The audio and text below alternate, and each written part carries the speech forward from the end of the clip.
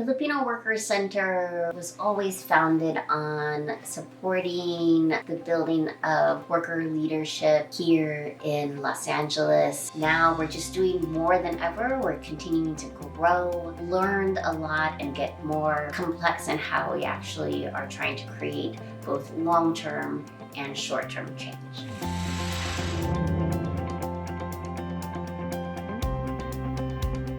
2013, we were able to have a grand opening for Larry Itlium Village. Larry Itlium Village is the first building named after Manong Larry, and the building has 45 units, half regular affordable housing, half low-cost housing that had Section 8 vouchers attached to it to really support lower-wage individuals. And the first floor was Pilipino Workers Center. Larry Itlium was our first really nice, beautiful building to come into, and we really tried to make it a space for the community and that we can also support other organizations with the space as well. Through PETA Productions, we were able to build the historic Filipino town jeepney tours.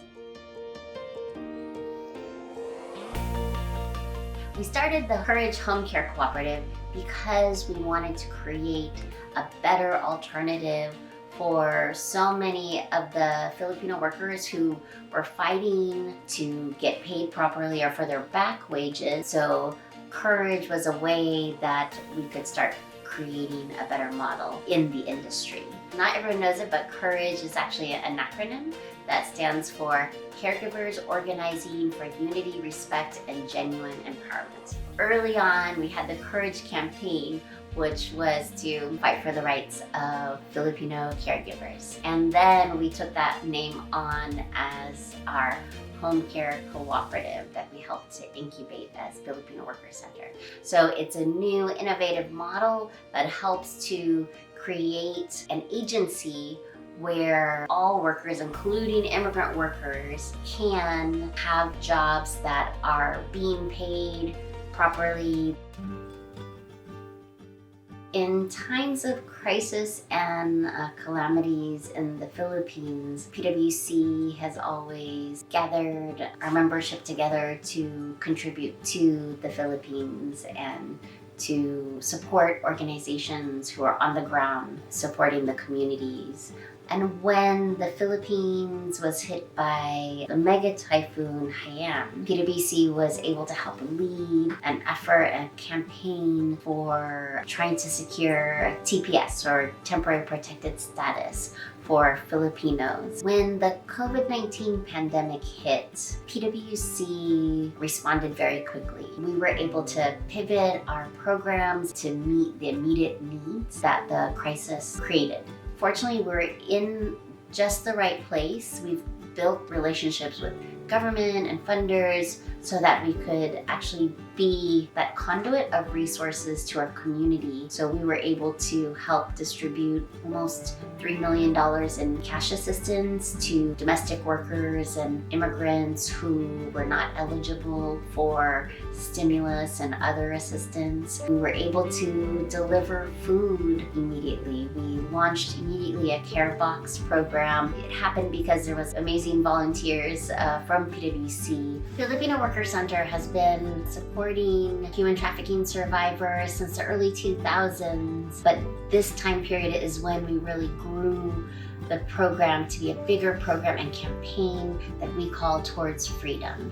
And so it's comprehensive support around case management, around helping to support the wellness of survivors, and also the legal strategies and organizing strategies. And now we are supporting survivors in 31 states across the country as a part of Towards Freedom, as well as advocating for changing the conditions that are resulting in modern slavery in our lifetime. The Filipino Workers Center has become a part of the movement to stop racist violence against our community, especially against our elders and against workers and women that we've witnessed and experienced over these past years. And PWC has grown our campaigns and programs and join the movement to stop the hate and to understand the roots of systemic racism and scapegoating that is really the root problem of what needs to be addressed.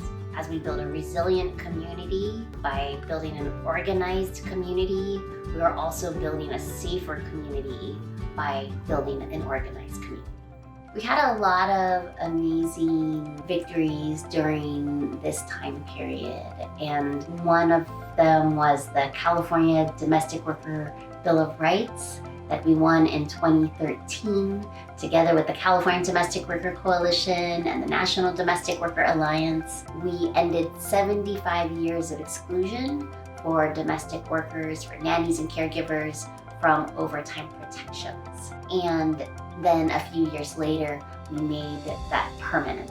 And then over the years, we have been working to make the Bill of Rights a reality. And just this past year, we were able to launch our new C4 sister organization, Filipino Action Center, to further grow the type of strategies that we can do as a community to build Filipino electoral power. At this time, we also launched our Filipino Voter Empowerment Program with partners like Alex Del Campo, Marcos Menegan, and support of many folks in the community. We learned how the electoral work can be a really important part of leadership development. We're continuing to build a powerful Filipino worker leadership in our community by growing our membership, supporting leadership development, and creating space for us to take collective action together.